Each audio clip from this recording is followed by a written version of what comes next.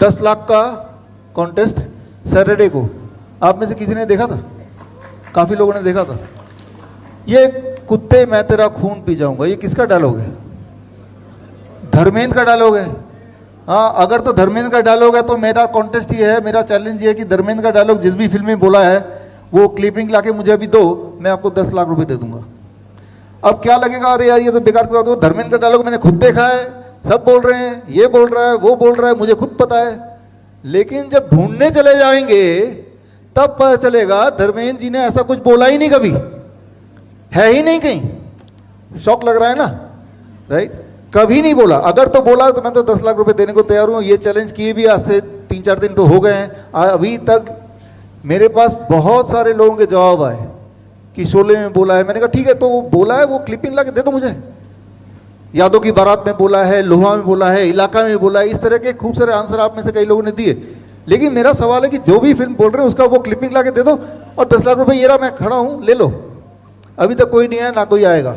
वो इसलिए नहीं आएगा क्योंकि ऐसा कभी धर्मेंद्र जी ने बोला ही नहीं, राइट? लेकिन कुत्ते कमीने मैं तुझे जिंदा नहीं छोड़ूंगा वो बोला होगा। लेकिन मेरा सवाल क्या, कुत्ते कमीने मैं तेरा खून पी जाऊंगा, ये कभी किसी ने नहीं बोला। धर्मेंद्र ने तो पक्का ही नहीं बोला, राइट? लेकिन आपके दिमाग में तो फिट है ना कि बोला है। तो मैं यहां ये उदाहरण क्यों दे रहा हूं? ये उदाहरण ये दे रहा हूं, इसलिए दे रहा हूं कि बहुत सारी चीजें जो साइंटिफिक नहीं होती हैं या सच्चाई नहीं होती है, लेकिन हमारे दिमाग को लगता है सच है। वो हमारे दिमाग में कोई भी चीज सच कब लगती है? हमारे दिमाग में कोई भी चीज सच तब लगने लगती है जब उस एक झूठ को हजारों लोग हजारों बार हजारों तरीके से करते हुए नजर आते हैं, तो हमारा दिमाग बोलता है कि ये सच है। उसे ऐसी इंटरप्रिटेशन, फिर उसको कोई और एविडेंस की जरूरत नहीं होती। अगर खूब सारे लोग बोले कीमोथेरेपी अच्छा है, खूब सारे लोग बोले चाहे वो अच्छा ना हो, तो हमारा दिमाग उसकी इंटरप्रिटेशन करेगा कि ये साइंटिफिक है, सच है। जिस तरह से आपके दिमाग ने इंटरप्रिटेशन किया कि बहुत लोग बोल रहे हैं कुत्ते मैं तेरा खून पी जाऊंगा, ये धर्मेंद्र का है, लोग मिमिक्री कर रहे हैं। मिमिक्री आर्टिस्ट तो कर रहे हैं मिमिक्री, लेकिन उससे आपके दिमाग में फीट हो रहा है कि धर्मेंद्र की मैंने कोई मूवी देखी है, वो इमेजिनेशन में है। मूवी देखी है आपने, लेकिन असली बात यह कि बॉलीवुड का सबसे फेमस डायलॉग किसी ने बोला ही नहीं। सोच के देखिए। लेकिन मैं ठीक उसे, हम कुत्ते की बात कर रहे हैं ना, तो कुत्ते की बात ही कर लेते हैं। कुत्ता काटेगा तो क्या करेंगे आप बोलेंगे वैक्सीन लगाएंगे। मैं ये नहीं बोल रहा हूं कुत्ता काटना खतरनाक नहीं होता, मैं ये भी नहीं बोल रहा हूं कि रेबीज खतरनाक नहीं होता। रेबीज से मर सकते हैं, मरते हैं लोग। लेकिन मैं ये पूछना चाह रहा हूं कि अगर कुत्ते ने काटा, आपको रेबीज हो भी गया, तो वो जो वैक्सीन लगाएंगे उससे क्या कोई फायदा है? उससे फायदा तो नहीं है, नुकसान है। अब ऐसा जब लोग सुनेंगे या सुनते हैं, मेरे खिलाफ हो जाते हैं। मैंने कहा कोई सबूत तो लाओ।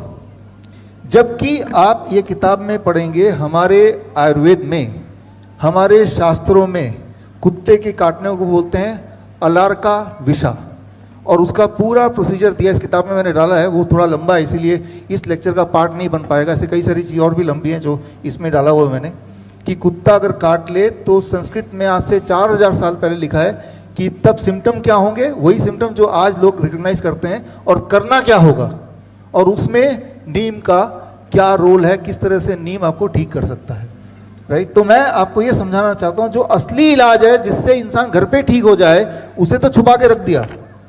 और वही गब्बर का साइकिल वाली बात कि गब्बर ने एक ऐसा ताना बाना बना दिया, एलोपैथी लॉबी ने बना दिया, राइट, ताकि आप उसमें फंसे रह जाएं।